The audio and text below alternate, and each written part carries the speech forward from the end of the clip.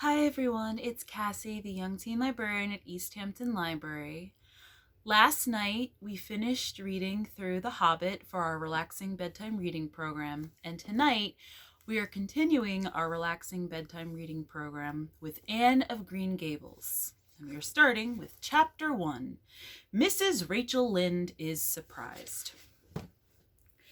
Mrs. Rachel Lynde lived just where the Avonlea main road dipped down into a little hollow, fringed with alders and ladies' eardrops, and traversed by a brook that had its source away back in the woods of the old Cuthbert place.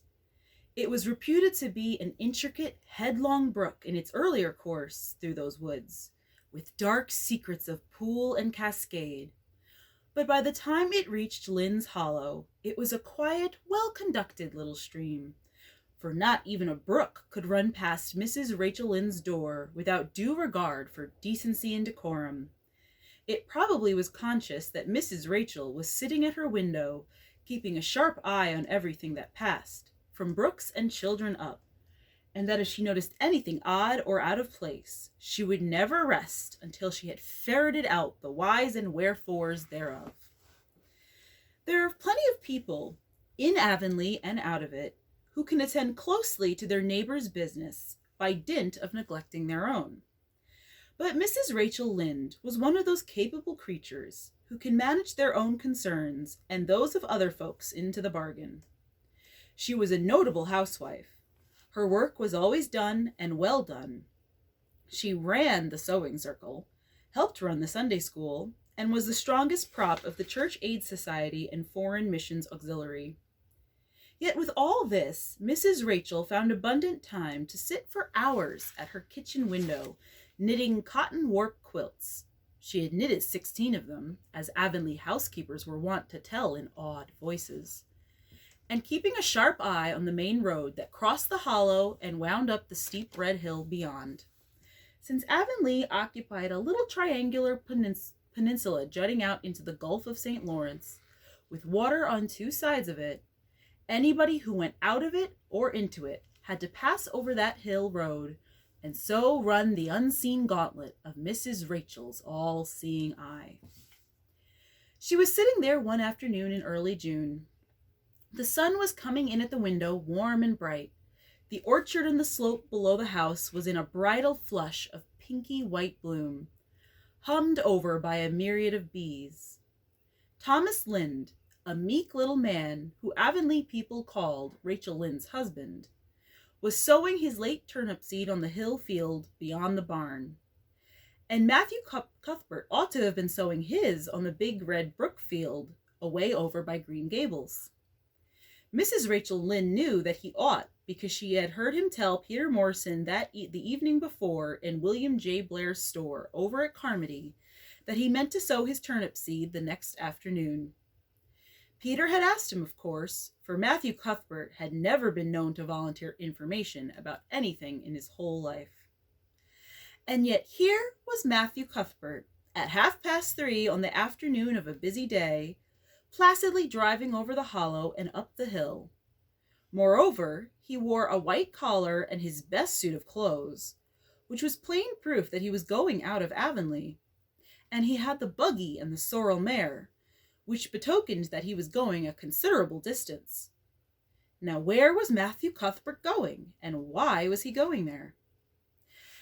Had it been any other man in Avonlea, Mrs. Rachel, deftly putting this and that together, might have given a pretty good guess as to both questions.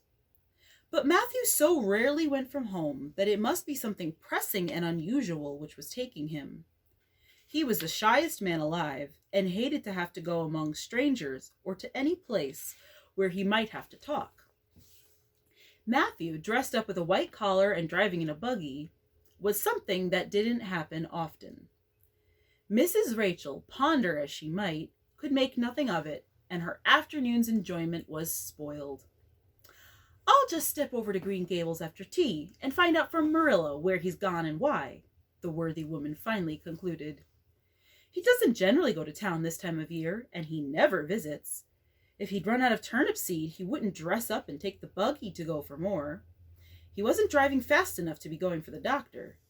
Yet something must have happened since last night to start him off. I'm clean puzzled, that's what, and I won't know a minute's peace of mind or conscience until I know what has taken Matthew Cuthbert out of Avonlea today. Accordingly, after tea, Mrs. Rachel set out. She had not far to go. The big, rambling, orchard-embowered house where the Cuthberts lived was a scant quarter of a mile up the road from Lynn's Hollow. To be sure, the long lane made it a good deal further. Matthew Cuthbert's father, as shy and silent as his son after him, had got as far away as he possibly could from his fellow men without actually retreating into the woods when he founded his homestead. Green Gables was built at the furthest edge of his cleared land, and there it was to this day, barely visible from the main road along which all the other Avonlea houses were so sociably situated. Mrs. Rachel Lynde did not call living in such a place living at all. It's just staying, that's what, she said as she stepped along the deep-rutted, grassy lane bordered with wild rose bushes. It's no wonder Matthew and Marilla are both a little odd, living away back here by themselves. Trees aren't much company, though dear knows if they were, there'd be enough of them. I'd rather look at people. To be sure, they seem contented enough. But then, I suppose, they're used to it. A body can get used to anything, even to be hanged, as the Irishman said. With this, Mrs. Rachel stepped out of the lane into the backyard of Green Gables. Very green and neat and precise was that yard, set about on one side with great patriarchal willows, and on the other with prim Lombardies. Not a stray stick nor stone was to be seen, for Mrs. Rachel would have seen it if there had been. Privately, she was of the opinion that Marilla Cuthbert swept that yard over as often as she swept her house.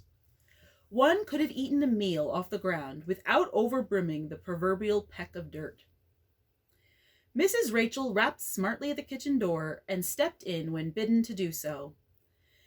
The kitchen at Green Gables was a cheerful apartment, or would have been cheerful if it had not been so painfully clean as to give it something of the appearance of an unused parlor. Its windows looked east and west. Through the west one, looking out on the backyard, came a flood of mellow June sunlight, but the east one, whence you got a glimpse of the bloom-white cherry trees in the left orchard and nodding slender birches down in the hollow by the brook, was greened over by a tangle of vines. Here sat Marilla Cuthbert, when she sat at all, always slightly distrustful of sunshine, which seemed to her too dancing and irresponsible a thing for a world which was meant to be taken seriously.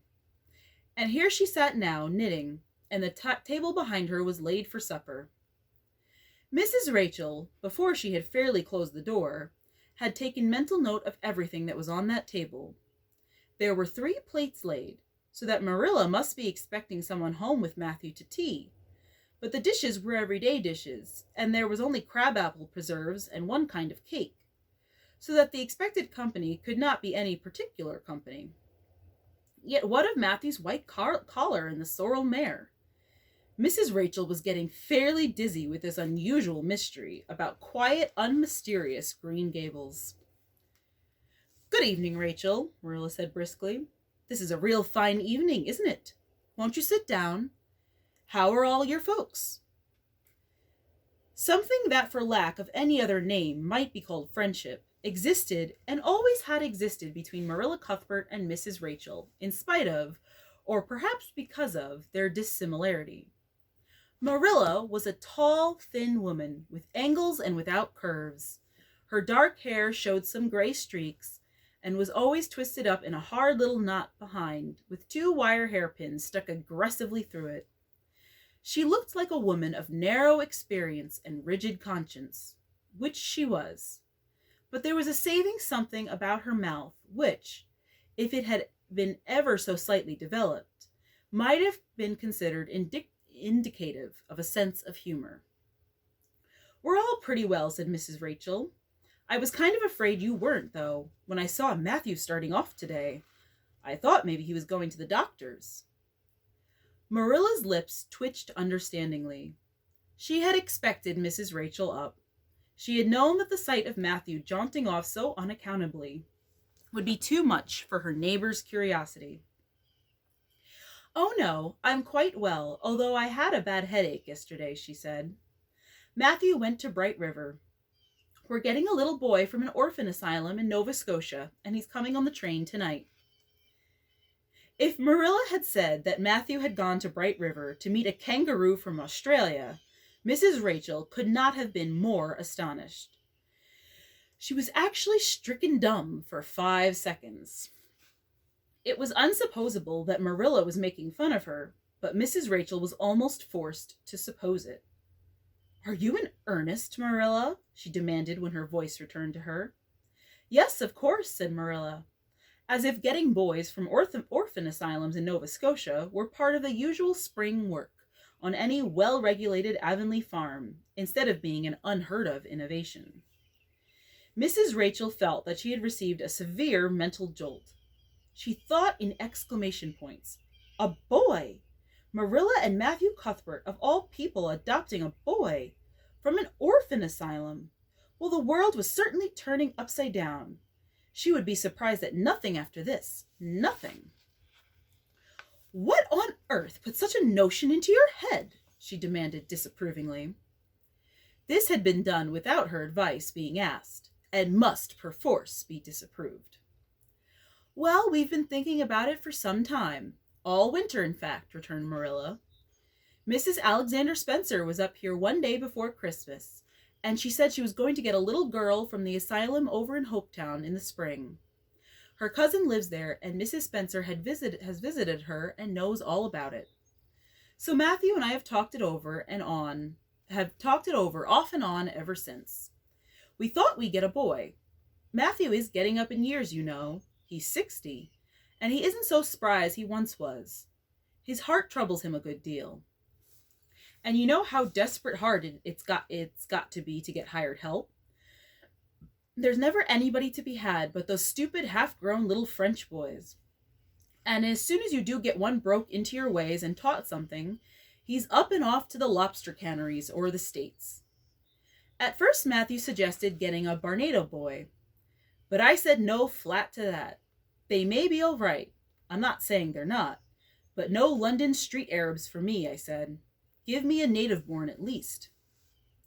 There'll be a risk no matter who we get, but I'll feel easier in my mind and sleep sounder at nights if we get a born Canadian. So in the end, we decided to ask Mrs. Spencer to pick us out one when she went over to get her little girl. We heard last week she was going, so we sent her word by Richard Spencer's folks at Carmody to bring us a smart, likely boy of about 10 or 11. We decided that would be the best age. Old enough to be of some use in doing chores right off, and young enough to be trained up proper. We mean to give him a good home and schooling. We had a telegram from Mrs. Alexander Spencer today. The mailman brought it from the station, saying they were coming on the 5:30 train tonight. So Matthew went to Bright River to meet him. Mrs. Spencer will drop him off there. Of course, she goes on to White Sands Station herself. Mrs. Rachel prided herself on always speaking her mind. She proceeded to speak it now, having adjusted her mental attitude to this amazing piece of news. "Well, Marilla, I'll just tell you plain that I think you're doing a mighty foolish thing. A risky thing, that's what. You don't know what you're getting. You're bringing a strange child into your house and home, and you don't know a single thing about him, nor what his disposition is like, nor what sort of parents he had, nor how he's likely to turn out. Why, it was only last week I read in the paper how a man and his wife up west of the island took a boy out of an orphan asylum, and he set fire to the house at night. Set it on purpose, Marilla, and nearly burnt them to a crisp in their beds. And I know another case where an adopted boy used to suck the eggs. They couldn't break him of it. If you had asked my advice in the matter, which you didn't do, Marilla, I'd have said for mercy's sake, not to think of such a thing, that's what." This Job's comforting seemed neither to offend nor alarm Marilla. She knitted steadily on. "I don't deny there's something in what you say, Rachel. I've had some qualms myself, but Matthew was terrible set on it. I could see that, so I gave in. It's so seldom Matthew sets his mind on anything that when he does, I always feel it's my duty to give in. And as for the risk, there's risks in pretty near everything a body does in this world. There are risks in people's having children of their own if it comes to that. They don't always turn out well.